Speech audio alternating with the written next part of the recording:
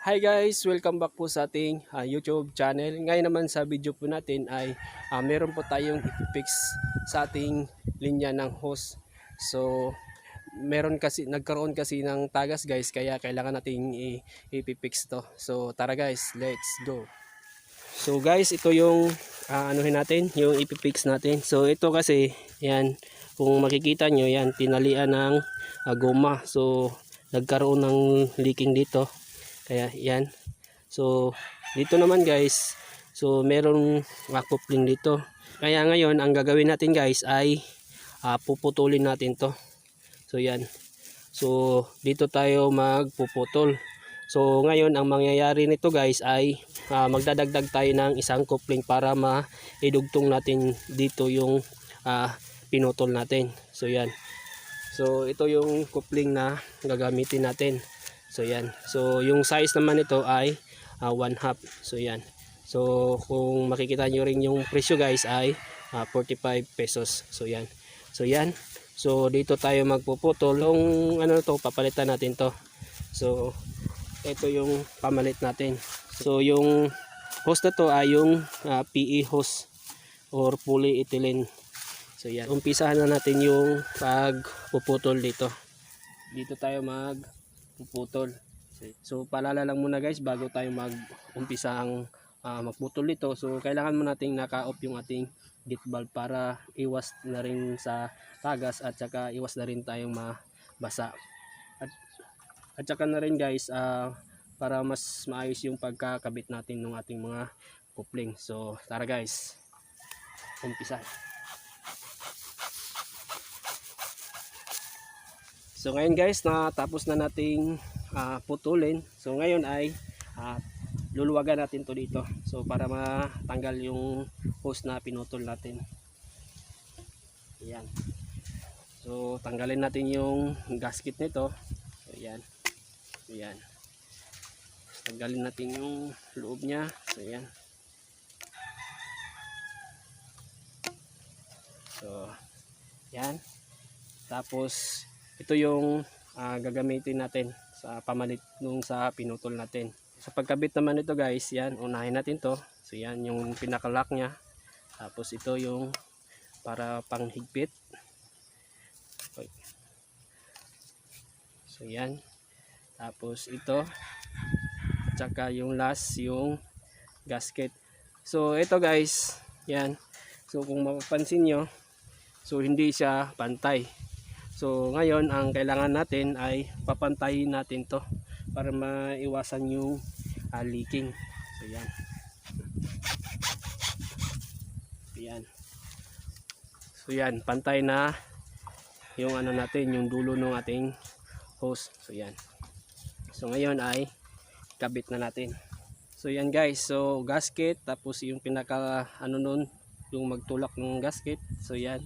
Saka itong lock rin niya at saka ito. So yan, ganyan yung pagkasunod-sunod ng pagkakabit. Tapos iyan.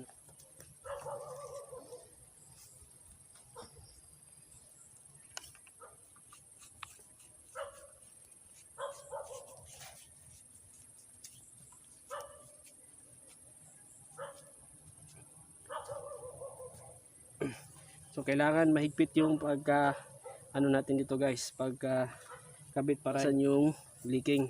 So yan, natapos na natin. So doon naman tayo sa kabila. Yung pangalan nito ay strip coupling na compression fittings. So yan. So ito yung loob niya guys. So yan. So merong gasket. So yan. Tapos yung ano niya, pantulak ng gasket. Tapos yan. Saka yung lock niya. So yan. So ganyan yung nasa loob ng ating compression fittings. So yan. So ngayon ay ikabit na natin to. So yan. So ito una. So yan. So kailangan guys nakapantay yung dulo. So yan. Yan. Tapos sunod to. Tapos yan. Tapos yung gasket. Yan. Tapos yan. Ganyan lang guys. Yan.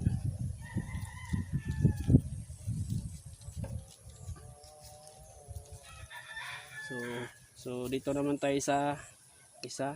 So yan. Tapos ito.